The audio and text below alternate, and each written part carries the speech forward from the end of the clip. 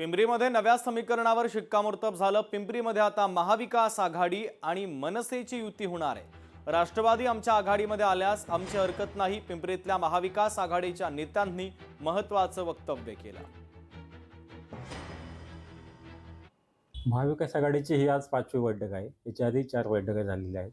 आज जागा वाटपाचा फॉर्मल बोलणी केलेली आहे। येणाऱ्या 2 ते 3 दिवसामध्ये जागा वाटपाचाही निर्णय आपल्या पुढे सांगितला जाईल। महाविकास आघाडी म्हणून आणि भाजपला थांबवण्यासाठी आम्ही सर्व पक्ष एक होऊन ही महानगरपालिका लढणार आहोत। पिंपरी चिंचवड शहरामध्ये आम्ही एकत्रित येत आहोत आणि जागा वाटपाचा काय अजून प्रश्न नाहीये, परंतु प्राथमिक दृष्ट्या आज ही बैठक झालेली आहे आणि या बैठकीमध्ये आम्ही सगळे एकत्रित महाविकास आघाडीच्या माध्यमातून निवडणूक लढवणार आहोत। अशा पद्धतीचं आमचं या ठिकाणी काम चालू आहे आणि त्या दृष्टिकोनातून आमची बैठक झालेली आहे। राष्ट्रपती भूमिका की महाविकास आघाडी बरोबरच जाण्याची आहे। विशेष म्हणजे आम्हाला भाजपला थोपवायचंय म्हणून आम्ही महाविकास आघाडीवर आहे।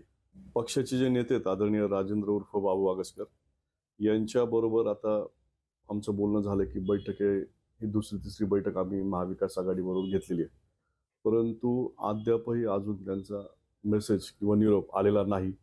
परंतु या पिंपरी चिंचवड शहराच्या विकासासाठी आम्ही सर्वजण एकत्र आहोत एवढंच सांगतो। महाविकास आघाडीच्या बाबतीमध्ये पक्षाचे पदाधिकारी, आमचे जबाबदार पदाधिकारी यांची पूर्वी चर्चा झालेली आहे आणि त्या अनुषंगाने सकारात्मक वातावरणामध्ये महाविकास आघाडीच्या बाबतीमध्ये काँग्रेस पक्षही सकारात्मक दृष्टिकोनातून या निवडणुकीला सामोरं जाईल अशी सर्वांची भावना आहे। एकमेकांच्या पक्ष फोडाफोडीवरून शिवसेना भाजपमध्ये तापलेलं वातावरण वरिष्ठ पातळीवर झालेल्या समझोत्यावरून आता शांत झालेलं असतानाच याच मुद्द्यावर पुन्हा एकदा कल्याणमध्ये दोन्ही पक्ष आमने सामने आले। यावेळी त्यांच्यातील नाराजीला निमित्त ठरलं ते अरुण गीध।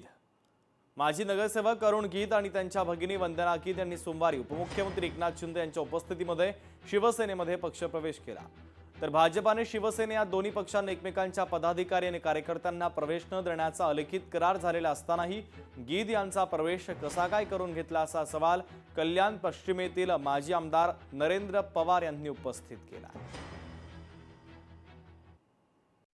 ज्या अपक्ष नगरसेवकाने प्रवेश केला होता ते भारतीय जनता पार्टीचे रितसर मेंबर झाले होते। त्यांना भारतीय जनता पार्टीचं त्यांना आणि त्यांच्या बहिणीला तिकीट जाहीर झालं होतं। अशा पार्श्वभूमीवरती काल स्वतः शिंदे साहेबांनी अरुण गीध आणि त्यांची बहीण यांना शिवसेनेमध्ये प्रवेश दिलेला आहे आणि नियम ठरवले यांनीच आणि नियम देखील मोडतात स्वतः। पण असं युतीमध्ये ठरलेलं आहे की एकमेकांचे घेऊ नये आणि युती होणार आहे, 100% युती होणार आहे। त्याचा आम्ही खरं भारतीय जनता पार्टीकडे नेत्यांकडे देखील आम्ही या संदर्भात तक्रार केलेली आहे आणि अशा प्रकारे युती जर का करायची असेल तर ही चुकीची घटना घडली नाही पाहिजे।